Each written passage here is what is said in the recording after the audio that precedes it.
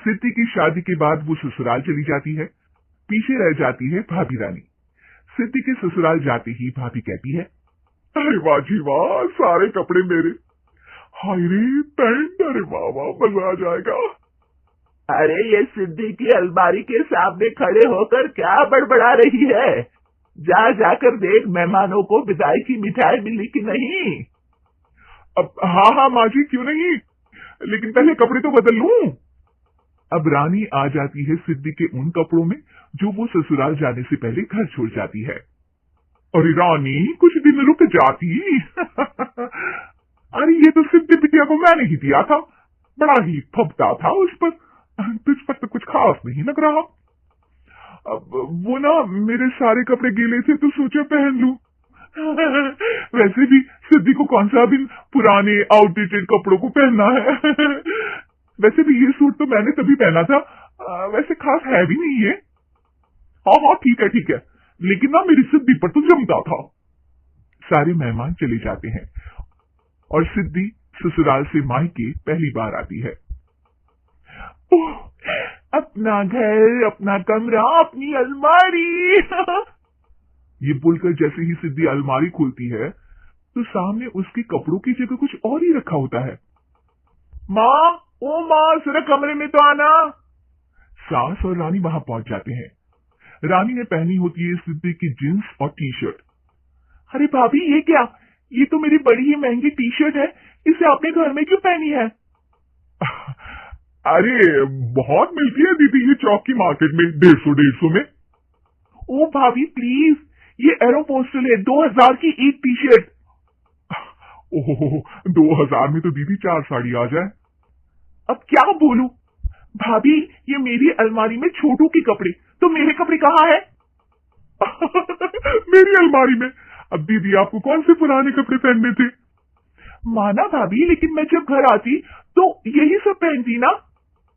अरे तुम तो बड़ी कंजूस हो दीदी। खैर, वक्त आता है जब सिद्धि ससुराल के लिए रवाना हो रही होती है। अरे रानी, अंदर से सिद्धि का गिफ्ट ले आ, लड़की पहली बार ससुराल से मायके आई है। रानी अंदर जाती है और एक सिंपल सी साड़ी लेकर बाहर आ जाती है। ये लीजिए माँ जी। सास बेटी को गिफ्ट देकर ससुराल भेजती है। अगले दिन रानी एक सुंदर सी साड़ी पहनकर सामने आती है। अरे रानी, ये तो वो साड़ी है जो मैंने सिद्धि को देने के लिए दी थी जब वो ससुराल ले जाती, लेकिन ये तूने कैसे पहन ली? अरे माँ जी, ये साड़ी तो मुझे बहुत पहले से ही पसंद थी, लेकिन चिंता ना करिए, मैंने सिद्धि के लिए भी अच्छी सी साड़ी दी है। हाँ। तभी सिद्धि का फोन आता है।